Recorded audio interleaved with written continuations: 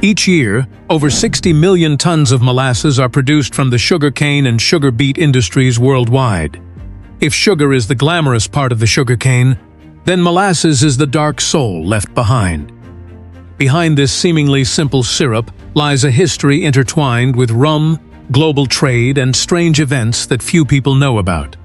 In today's video, we'll explore how molasses are actually made and the fascinating stories behind one of the most famous byproducts of the sugar industry.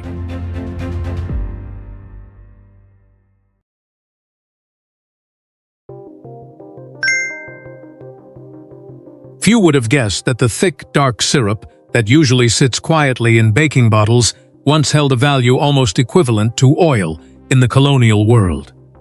In the 17th and 18th centuries, molasses was the core ingredient in rum production, a beverage that helped many colonies amass vast fortunes from the Atlantic trade. Ships carrying molasses constantly moved between the Caribbean, Europe, and North America, creating such a vast economic network that disputes over molasses taxes even fueled the anger that led to the American Revolution. But strangely, this slow-moving liquid once caused one of the most bizarre disasters in American history. In 1919 in Boston, a massive tank exploded, creating a molasses tsunami about 40 feet high that swept through the streets at over 35 miles per hour, crushing buildings and claiming 21 lives. And what made this disaster even more terrifying was the winter weather. The cold air made the molasses thicker and stickier than usual, but just before the explosion, a sudden temperature rise caused the pressure inside the tank to increase dramatically. When it spilled onto the street, the outer layer of molasses quickly cooled and solidified, while the inner part continued to surge forward like a massive, unstoppable mass of liquid. As a result, many people were not only swept away but also trapped inside the thick, viscous syrup, making escape almost impossible.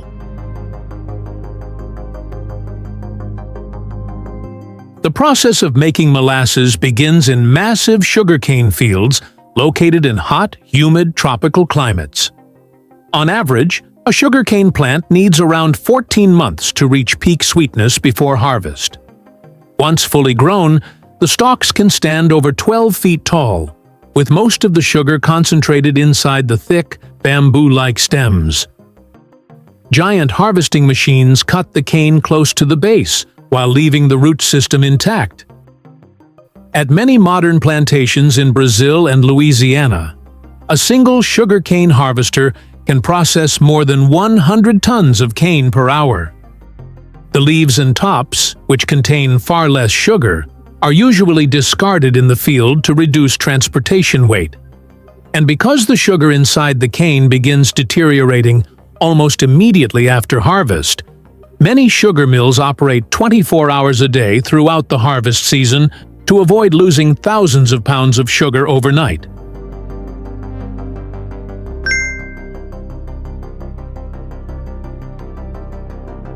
Just a few hours after being cut from the fields, hundreds of tons of sugarcane begin pouring into massive sugar mills for the most important stage of the entire process, extracting the sweet juice locked deep inside the stalks.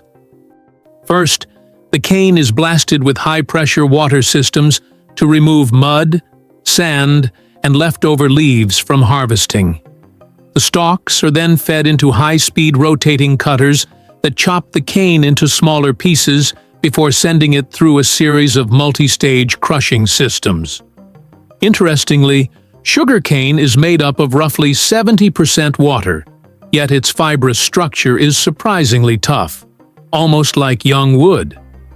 To extract nearly all of the juice trapped inside, mills use gigantic steel roller assemblies that generate enormous pressure and continuously crush the cane through several stages.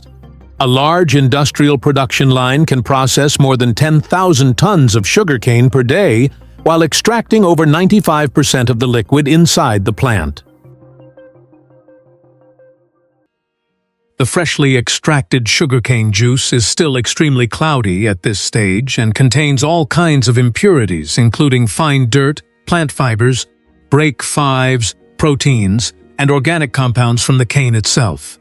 To clean it, factories heat the juice to over 200 degrees Fahrenheit before adding them to help the impurities bind together.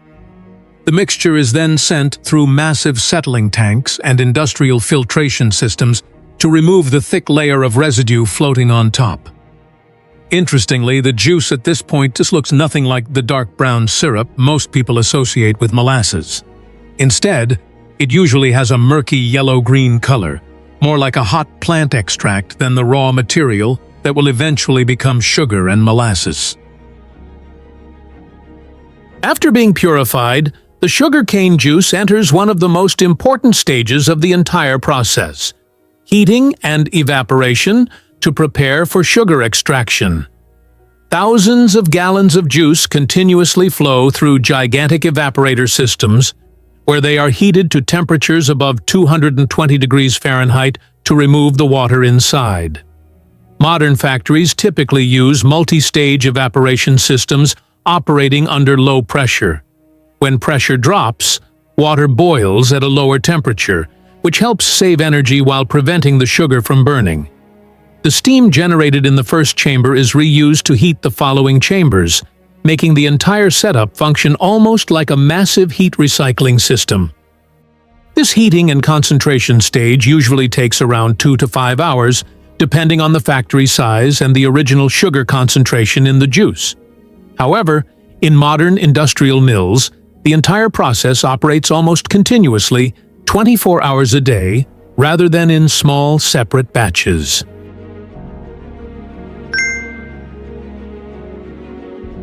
When the sugar concentration inside the syrup reaches around 85%, the mixture is transferred into gigantic vacuum pans to begin the crystallization process. Inside these massive multi-story steel vessels, the pressure is lowered so the syrup can continue boiling at roughly 170 degrees Fahrenheit instead of its normal boiling point. To control crystallization, engineers add microscopic sugar particles known as seed crystals into the hot syrup. These tiny crystals act as starting points for sucrose molecules to attach to and gradually grow larger over time. After roughly 2 to 4 hours of continuous crystallization, the mixture is now filled with millions of tiny sugar crystals suspended inside a dense brown syrup.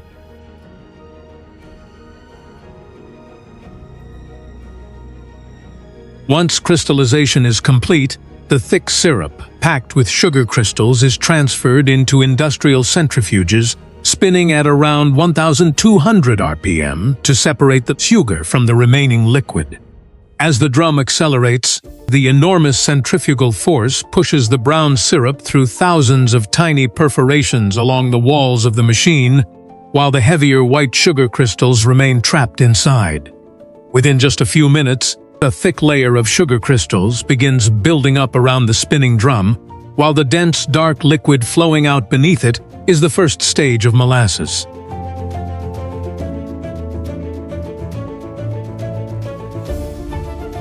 This syrup is then pumped back into the vacuum pan system and reheated at temperatures between 160 and 180 degrees Fahrenheit under low-pressure conditions. Each additional boiling cycle removes even more water and forces more of the remaining sugar to crystallize out of the liquid. The mixture is then sent through centrifuges once again to separate the newly formed white sugar crystals. The first boiling cycle produces light molasses, the lightest and sweetest variety, commonly used in pancakes, baking, and sauces. After the second boil, the syrup becomes darker, less sweet, and develops a stronger caramel flavor, creating dark molasses, which is often used in gingerbread and traditional American baked beans. But it is only after the third boil that molasses becomes the most concentrated version of the sugarcane plant. This final product is blackstrap molasses, an almost black syrup that is extremely thick, slightly bitter, and far richer in minerals than the earlier varieties.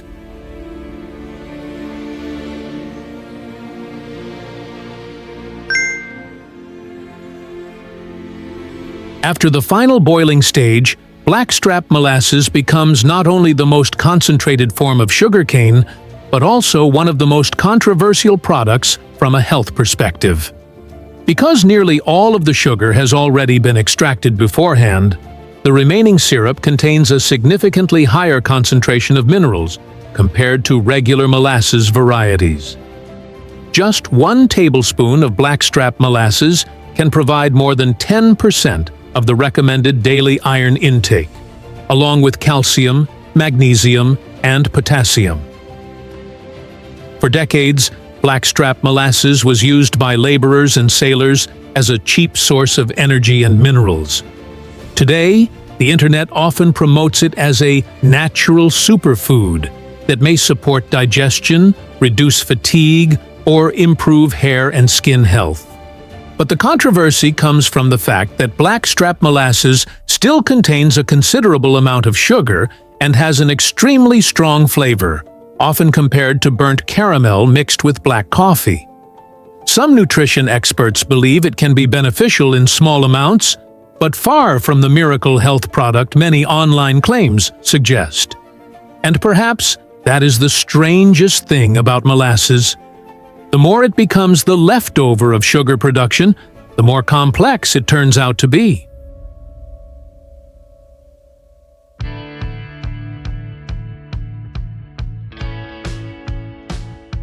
Few people realize that behind the thick, dark syrup, usually found in just a handful of baking recipes, lies a history spanning hundreds of years of sugar production, global trade, and massive industrial technology.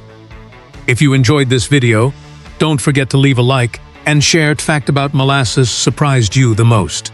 And make sure to subscribe to the channel to keep exploring the strange stories hidden behind the everyday things we see around us.